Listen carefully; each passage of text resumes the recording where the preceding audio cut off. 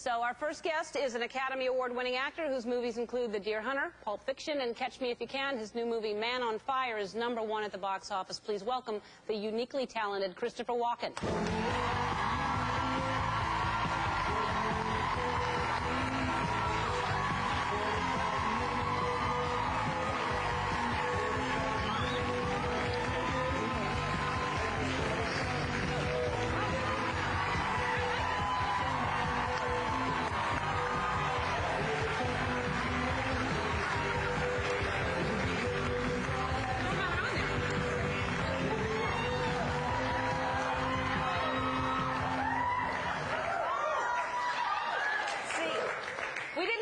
Kiss combo up there, and we just... We did the combo. Yeah, we did the combo. I liked it. I liked that you just broke out. You didn't pay attention to the rules. Well, I'm very happy to meet you. I've watched you for a long time, and we've never said hello. No, we haven't. I'm so sorry that we've never met before, but now we are, because I'm a huge fan. In public. I'm glad. Now we have to be careful what we say. What have you always wanted to say to me? I think you're a wonderful actor. No, thank you very much.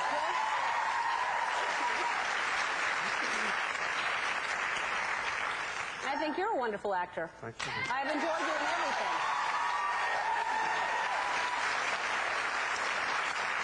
Now, it's a compliment, I suppose. Go ahead, what? You look like you're going to say something. No, you know, I wanted to say before I forget, I want to say happy birthday to my mother, and also happy Mother's Day, because it's about the same time.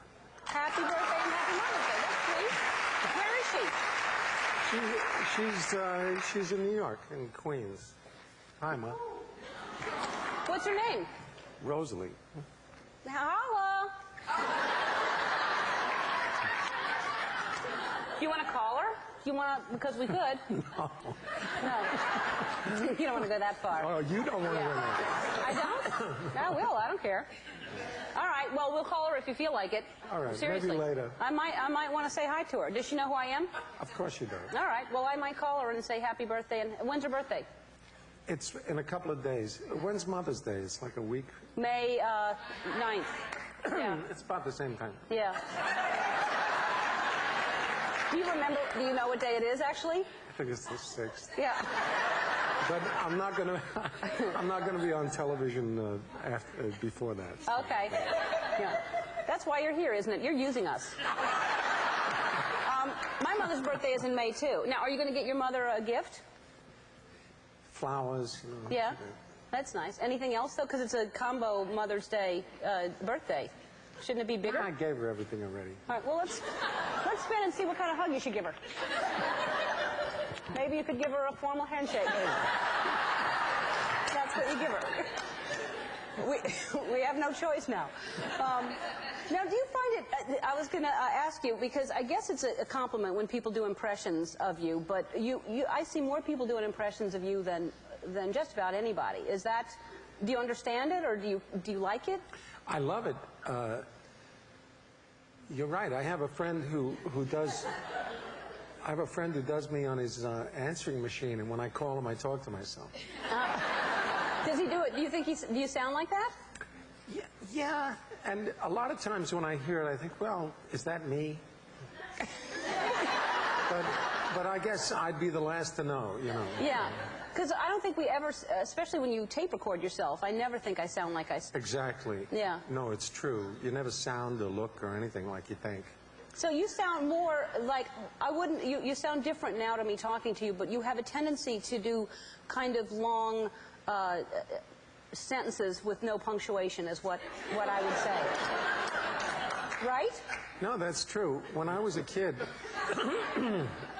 I always resented, when I was in school, I always resented having to put the period here and the comma here. I felt that it was an imposition, and so I would, whenever I wrote anything, I would just write it, without punctuation. And I guess I grew up ending up that way. That's how I write all the time. I resent punctuation as well. Yeah. I've never thought of it as resenting it, but... Well, it's true, particularly when you're an actor. Sometimes not just punctuation, but you'll have a line and it says in parentheses, wistfully, or you know, or furiously or lovingly or whatever, but that I try to cross all that out. Yeah. Which is why you're Sometimes if you see a line and it says, you know, the wistfully, then, you know, you just do it the opposite, just to spite. Yeah. Just to spite the writer. I'll show the writer. Yeah. Tell me what I'm doing it furiously instead of wistfully. Exactly. But you can carry stuff like that off. I mean, your characters are always, they're never right on. You could probably get away with anything. The worst writing would come off brilliant with you doing it. I hope so. Yeah, it would. It would. And I think of you as very intense, and then I see you in the Fatboy Slim video dancing. Did you see him in that? We don't have a clip, but so you're an amazing dancer. That's how I started. Until I was really full grown. I was a dancer in musicals and tours, and that's what I did. I was a chorus boy. I used to tour in West Side Story all the time. And when you were how old? You know, from the time I was a teenager until I was about 30. Really? That's what I did. Yeah. And you were a tap dancer or every kind of? I was the chorus, you know. Uh-oh. I'm sorry.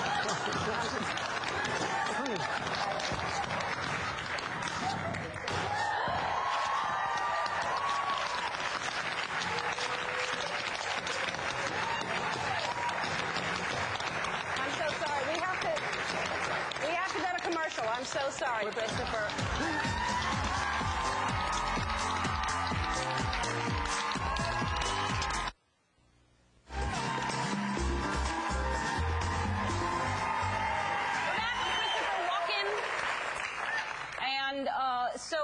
And now I think this is fascinating too. I don't know how many people know this, but you started out as a baby model? Well, when I grew up in New York, television was getting started in the early 50s. There were 90 live shows from New York. Everything comes from California now, but in those days before videotape, everything was live, and there were a lot of kids that they used more or less, you know, as set dressing. We weren't actors. We were just... No, it was basically you were a prop. I mean, these pictures to me, they're almost cruel. I don't know how in the world... Oh, and here's when you were on the phone. Look at that. But, you know, there were these baby pictures, and they would usually have I was actually just for a short time myself. But they would have a caption. I mean, this picture, for instance, would say, "When's lunch?" And so it was like in magazines. And there were calendars. No, they'd make calendars of babies, and they would have a caption, and, you know, a lot of kids did that. It's probably against the law now, but... Yeah. Probably a good idea, yeah, to be against the law. So and now, here you are in movie after movie that you just, and you're always, now you're a good guy in this movie, right? Well, you know, yes, I'm a reformed, yes, I'm a good guy. All right. You are a good guy. I'm kind of the best friend. All right. The movie looks really good. So there's a clip, and do you know the clip that you have? I think so. All right, here it is. Peter Ramos. What was she to Cecelia? She showed them it was all right to live again. And they're going to wish they never touched a hair on her head. You know? A man can be an artist. And anything, food, whatever. Cece's art is dead. He's about to paint his masterpiece.